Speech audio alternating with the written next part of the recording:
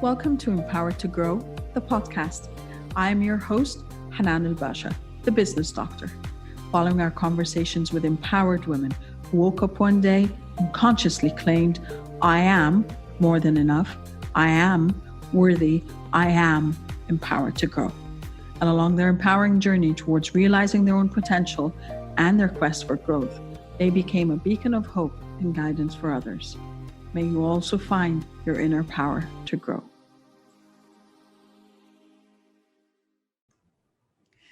Hello again, everyone. Welcome to Empowered to Grow. This is the second part. I've got the beautiful Loubna Zarrou, and we did not stop talking, of course, because this part is the Unchartered part. This is the part where we delve into a bit more than what we shared in the first part. And I was telling Loubna that part of what she shared really resonated with me, and it's about giving ourselves permission to grow and holding the space for ourselves and for others. In essence, that is part of the conditioning that we lose growing up, I think, by the you can't, you shouldn't, you won't. And that's a part where we start restraining ourselves rather than saying, you know what, the sky is my oyster, the world is my oyster, the sky's the limit, and those kind of things. We tend to put our own barriers up. And more importantly, we start doing that for those around us as well, especially those, as you said, within our care, like with our children and stuff. It's like, no, you can't do that. No, you shouldn't do this, or you won't be able to. And this is the thing that I think we all need to kind of reset our mindset and our approach and our way of thinking when it comes to. What are your thoughts? Yeah, well, we mentioned Jim Rohn before in part one, and one of the Jim Rohn quotes is, "You are the sum of the 5 people that you spend the most time with." That's true. So you tend to, and which is normal human behavior. We are social beings, so we tend to take on what the collective, whether that is your family, whether that is your city, whether that is your broader country, whatever is considered to be normal, for a lack of a better word, what the majority is doing. We love to be in the middle. Yes. As social beings. I mean, no one wants to stand out, and no one wants to dive under it. Everyone is a little bit the same, which is why Jim Rohn has shared his quote of, "You're the sum of the 5 people that you spend the most time with."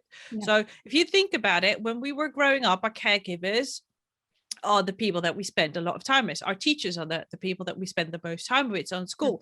And whatever they said to us, because we didn't have any frame of reference ourselves as young children, is we took on as being the truth.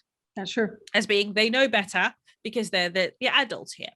Yeah. And whatever they told us about what we should be doing, who we are, we took on as, because you don't have any other source of information telling you anything else. And that has defined us. That is defined how you show up as you, that has defined your identity, that has defined your behavior, that has defined whether you believe you can or you can't. Your limiting beliefs and the story anything you tell else. Yourself. Yeah. Whether you've been able to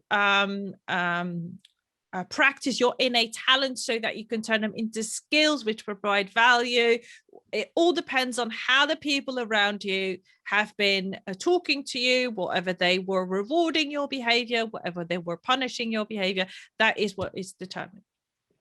So that is what you're conditioning. And it has been said that the very first 7 years of your life are very, very profoundly impacting your adulthood. So whatever happens in those very first 7 years, it defines your identity from a foundational level. Your subconscious. Yes, that's true. It determines how you show up as an adult. So how we show up today, if you have done nothing in the terms of therapy maybe, or even personal growth and personal development, then everything that you're doing right now, everything you believe about yourself, came from those very first 7 years.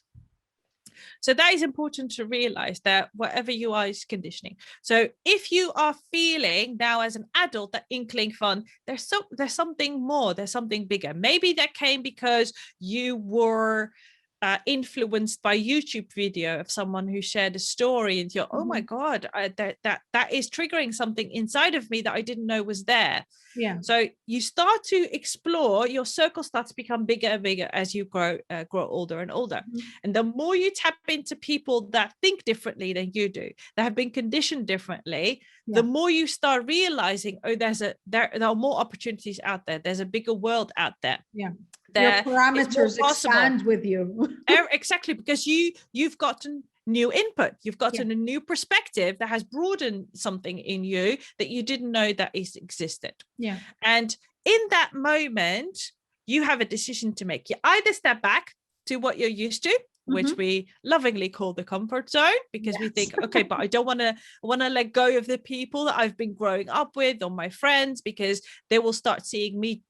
And if you've ever changed your behavior and had your friends or family say, what's wrong with you? Why are you behaving differently?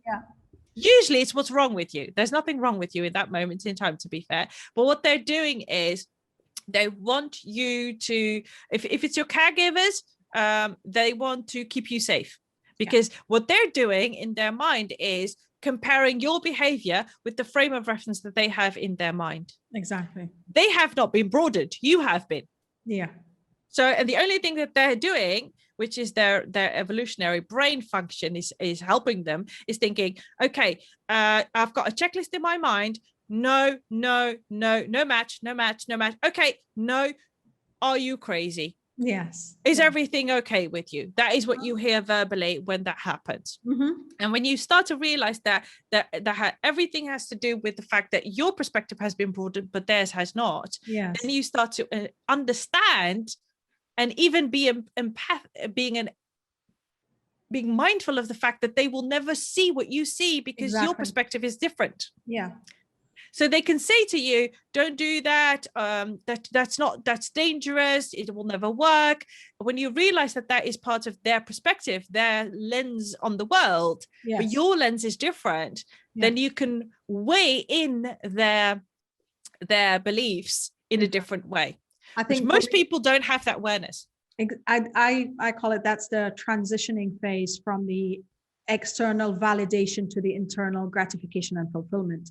That's when you start setting up your own checklist and your own success parameters. And for me, that was 3 or 4 years ago. It wasn't that long ago, but that's when it was kind of hit me. It's like, oh my God, I'm chasing that carrot and the stick. I'm going from ladder to ladder just because I'm going as per their worldview lens, my family, what society, whatever it is, rather than saying, okay, what do I want? How am I how am I achieving or living or manifesting my own destiny in that sense? And I think that phase is it's a brutal phase to be in, as in it hurts, it's messy, and it's confusing, because you start questioning yourself as well. It's like, should I, am I doing the right thing? Am I sabotaging myself? When in essence you're growing, and growth is painful. Yeah, and they do say that. I mean, there is always that messy middle, and it's in that messy middle that either you go back because you don't want to go through that messy middle. Snap back. Step back. You think, okay, no, this is not for me. Which is fine. I've had that several times, that I was bouncing back and forth, but that pull from, but I still feel that calling. I still feel that inkling. It's pulling me stronger than the pull backwards in that set. So when I realized that the middle was always going to be messy, always. We have to go through that period of time, and it could be a couple of weeks, it could be a couple of months, it could be years. It's depending on how the growth is going for you. It could take a while. The good part is, or the gratifying part is, that when you go through that messy part and the rainbow starts shining, then you're thinking, that was so worth it. That messy part was so worth it, because now I get to the next station. Now I can see, and it isn't messy anymore. It's gratifying, it's fulfilling, and I'm so happy that I took that part. And that's the part where actually you start believing in yourself a lot more, because when you look back, because I'm doing this a lot now, I'm calling them my reflective phases. It's kind of, kind of going back, but looking back at everything you have overcome and all the adversity you had to face, and all the obstacles that were put in place, whether kind of, purposefully or not, but everything you had to cross through is like, well, I actually did that. I went through that path and I made it on the other side. I made it out the other end. And you Yeah. realize, okay, now I've got more to cover, and I'm excited about what's coming next. And I don't think it's really one beginning, one end, and it's not one messy area. It's like it's an ongoing cycle, but with every messy part you go through, you come out empowered to go through the next one, because the next one usually is going to be a bit harder and a lot more challenging and a lot messier, but now you're kind of got your ammunition to move you forward. Yeah, and when you become, one of the things that I teach my clients whenever I speak about resilience is, let's just become aware of every moment in your past that you have already shown that you are resilient, because we don't tend to hold on to those memories as long, and because our brain has a negativity bias, so we tend to look for the things that are odd, that are negative more. We remember those more than the things that we have achieved, that we have overcome, that were great. We don't tend to become aware of this. It takes training and practice to train your brain to balance that out. You need both, because the negativity is to make sure that when we encounter a saber-toothed tiger or a bear, that we know what to do to survive. But most of the threats that we have in current society are not of the level of a saber-toothed tiger, but our brain still responds like it is a saber-toothed tiger. That is the difference. So we have to train and practice and adopt new habits that help us also see the things that are good in our lives, the things that we have achieved, the things that we have been resilient about. So that's one of the things that I help people do is, okay, let's think back to all of those peak moments, all of those moments where you thought, I don't think that I will ever get past this, but you did. Sure. I will never learn this, whether it was with driving a car, we're learning to swim, we're learning to present, learning to write your very first report, learning to use your computer, learning to use any social media out there. We're learning to create your very first PowerPoint presentation. Right now. Exactly. Now you're thinking, I can't ever believe that was difficult at some point in time. So everything, what that teaches us is, every time we take a step out of our comfort zone to something that we've never done before, or we haven't done enough times for it to become automatic, so our comfort zone stretches a little bit more and adopts that skill or that experience into that zone, is this your brain is going to warn you and tell you, don't do it, danger, saber-tooth tiger, saber-tooth tiger. That's what your brain is doing, because it doesn't distinguish between an actual saber-tooth tiger and an illusion. Yes, sure. And I love that, because and it's about reminding yourself and training yourself to be reminded of the things you've overcome. My coach told me to keep a journal of writing down 3 things every day, just as small or as big as I want them to be, that I celebrated doing today. 3 actions I took today, 3 things I want to celebrate. Yeah. And at times where kind of I feel disempowered in any way, or imposter syndrome comes up, or whatever it is that whatever limiting belief comes up, is just kind of go through that journal and remind myself of what I've overcome. And this is helping a lot. There are days there's like, really, can I do this? It's such big. I mean, I've got a whole vision for the business doctor, for my brand and everything I want to do. And sometimes I'm intimidated by the vision. It's like, okay, let me remind myself, what have I overcome and what have I done to date?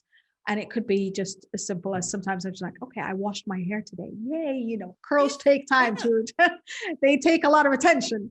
It could be something like, sending out an invitation for a podcast interview that I'm really looking forward to do it, So it's those kind of things, as you said, it's trainable, and it's as big or as small as you want. And that's what I coach my clients on. I'm like, your dream, your passion, your vision, it could be as, you want to build the next $1 million business, or you want to build the next I want to entertain myself for 2 hours a day business, that's a success too. So that's yours. That's subjective. Celebrate it and never just kind of say, it's too big or it's too small. Whatever it is, it's yours. And that's what you need to keep reminding yourself of. Yeah, true. And I think that that's one of the reasons why you move from, as you go through life, you start with external validation. You're dependent on other people to tell you whether you're doing a good job. Yes. Each and every one of us started out that way. Each and every one. Some of us still stay in that external validation. They're so dependent on other people telling them that they're doing a good job that they have to have that person. If you're in that situation, just realize that is normal behavior. You've been conditioned to believe that is what you need. There is another way. You can flip the switch into internal validation. You using yourself as that compass on, is this the right thing or not? And yes. Some call it intuition, some call it anything else. Whatever word works for you, call it that. But it's better to have an internal validation and an internal compass that tells you whether you want to do it or not, because that, when you ground that and when you strengthen that, then whenever you dream something like you have a vision, for example, I want to impact 10 million people, you will have someone in your circle right now will tell you, but that's not possible. You can't impact 10 million people. That's not, because again, their frame of reference is, I don't know how you can ever reach 10 million people. Sure. Whilst you're thinking, but that's my vision. That's what I want to get up every day excited to do, contribute to reaching 10 million people. And maybe you've even watched a video for someone that says, well, you know how easy it is to impact 10 million people. You just need one video to go viral. And 10 million different people could watch that one video and you've just impacted 10 million people. Yep. Or you can have one video that's gone viral, that's been watched 1 million by 1 million people 10 times. 10 times. Or you have one video and that's been watched by 1 million people, and now you're thinking, okay, what 9 other videos can I create that will hit that 1 million people? And maybe it's 20 videos, maybe it's 50 videos, however many, but you still can reach millions of people through doing one little thing, which is as small as a video. This interview could go viral. Yep. And we could reach, I don't know how many people, but it adds up if you think of it in this way. Yeah. So strengthen your internal validation, and whatever works. For some, that is redefining their identity, rediscovering who they are, because they want to peel the layers of everybody in their past that has told them who they are. For others, it might be, absolutely. For others, it might be, I don't know what I'm passionate about because I took the route of you need a corporate job and that is what you need to do because that's how people survive and make money and pay the bills and then go through life. Maybe it's back to, okay, but what am I passionate about? What are some of the things that what I did as a child in those very first 7 years that got me excited and I could do them all day long, every day long. So it might be passion. It might be that you're thinking, but what's my purpose right now? What do I want to create in this world? What do I want to leave as a legacy? Whether that is as small as I want to be the best mother in the world, or I want to be the best father in the world, or if it is I want to change time traveling, I want to change the perception of, if you use Elon Musk as an example, I want to be able to don't have to be the next Elon Musk to be impactful.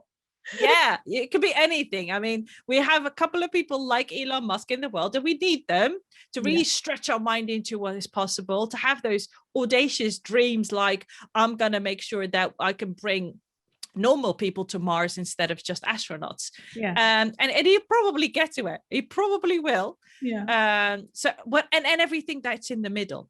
It really doesn't matter. You don't have to be Elon Musk. It could be as simple as, I want to be the best parent for my children.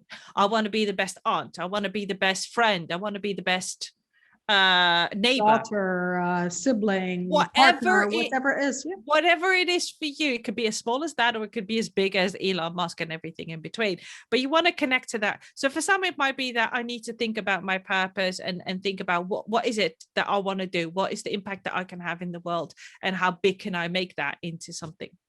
So just think about, what is it?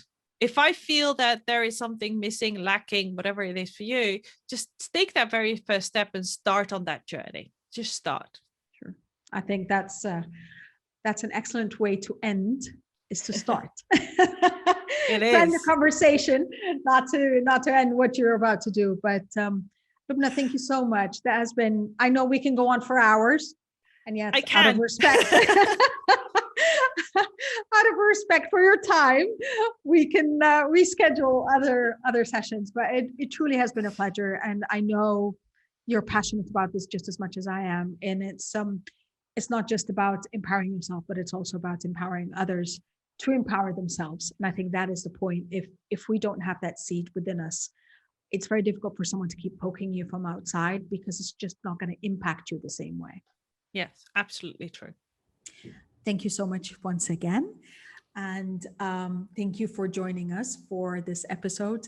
I think Loubna summed it when she said, well, just start. So start with what excites you, start with what kind of really, really gets your passion and your juices flowing, creatively, technically, personally, socially, whatever it is. There is an area in your life that you know that this is your calling. And possibly if you don't, then there are people like Loubna and myself who could help trigger you in a positive way to kind of get it out from you. So thank you once again. Always be empowered to grow. Love, abundance, and prosperity to you all. Thank you for listening to the Empowered to Grow podcast. For further engagement with a tribe of empowered women, join my Facebook group, Empowered to Grow, or visit my website, www.hananalbasha.com. I'll catch you on the next episode. And until then, know that empowered you empowers others. Love, abundance, and prosperity to you all.